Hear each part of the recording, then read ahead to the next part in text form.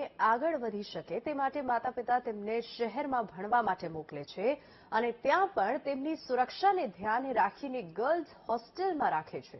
પરંતુ હવે ગર્લ્સ હોસ્ટેલમાં પણ દીકરીઓ સુરક્ષિત ન હોય તેવું નડિયાદમાંથી સામે આવ્યું છે, જ્યાં છેલ્લા 1 અઠવાડિયાથી રાત્રે દીકરીઓ ઊંઘી નથી શકતી. રાત પડતા જ કોઈ બારીઓ ખખડાવે છે, લાઇટ બંધ કરી દે છે. ત્યારે સલામત ગુજરાતમાં કેવી રીતે દીકરીઓ પોતાને અસુરક્ષિત સમજે છે, આવો જોઈએ.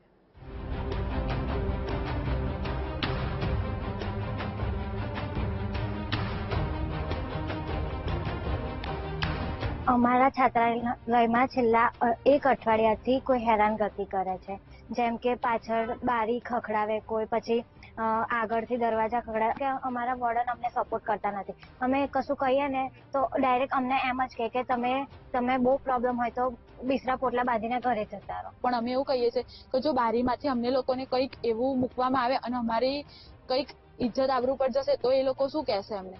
સાંભળ્યું ને, રાત પડતાની સાથે જ હોસ્ટેલમાં છોકરીઓના રૂમોની બારીઓ કોઈ ખખડાવે, લાઇટ બંધ કરી દે, દરવાજા ખખડાવે, ટોર્ચ લાઇટ મારે છે,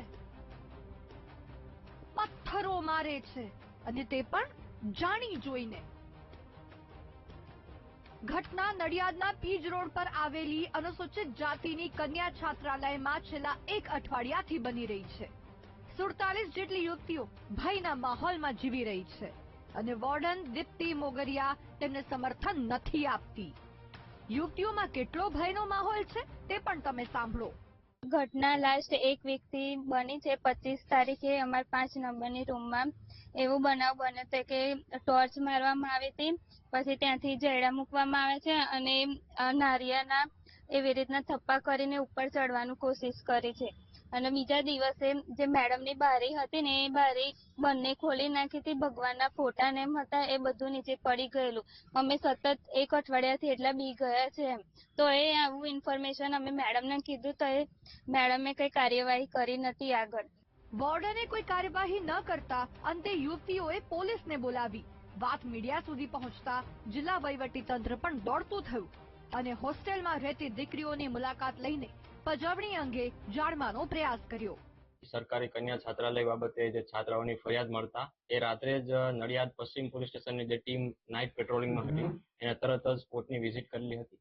ત્યારબાદ બીજા દિવસે નડિયાદ પશ્ચિમ પોલીસ ઇન્સ્પેક્ટર શ્રી અને આપણી સી ટીમે પણ વિઝિટ કરેલી હતી કેમ્પસની અને છાત્રાઓ જોડે આ બાબતે ચર્ચા કરેલી હતી. અને આજ રોજ માનનીય જિલ્લા પોલીસ વડાની સૂચનાથી ડીવાયએસપી અને નાયબ નિયામક સાહેબની બંનેની સંયુક્ત ટીમે આખા કેમ્પસનું ઇન્સ્પેક્શન કર્યું.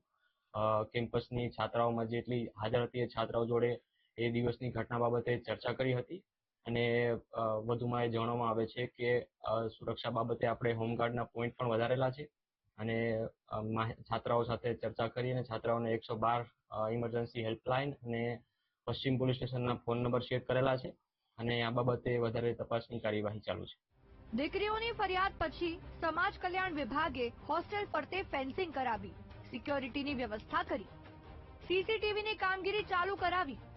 પરંતુ સવાલ એ થાય છે કે કોણ કન્યા છાત્રાલયમાં વિદ્યાર્થીનીઓની પજવણી કરે છે? કોણ રાત્રે વિદ્યાર્થીનીઓના રૂમની બારીઓ ખખડાવે છે?